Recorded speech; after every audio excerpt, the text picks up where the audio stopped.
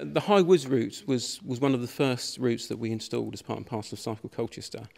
Under our strategy, we'd identified, I think, 5 key areas of Colchester that we were looking to provide at Cycle Routes 4. Now, High Woods route is a link, really, that goes from the extremities of Colchester, a very heavily, densely populated residential area called High Woods, to the centre of town and also to the main railway station in Colchester, Colchester North Station, which is a fairly heavily used commuter route into London.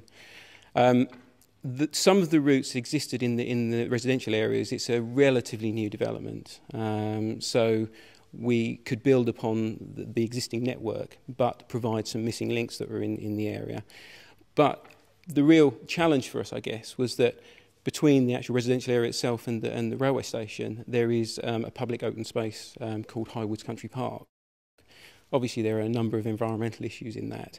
And probably the coup for us really was that we managed to reach agreement with the Parks Department to allow us to provide a cycle route through the whole of that area.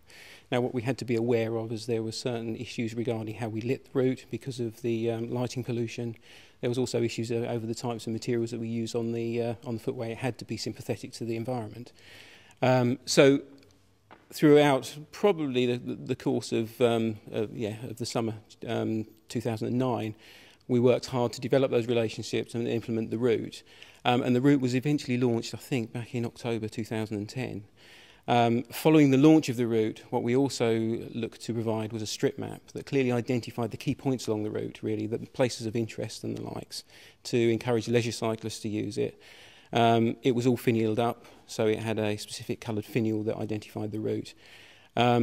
We also provided on the back of that a launch event that was held at the country park, so we had the engagement with the Parks Department there, and what it effectively was a lead ride around the castle, around the country park, for a treasure hunt and the likes, and then we could provide prizes on that basis.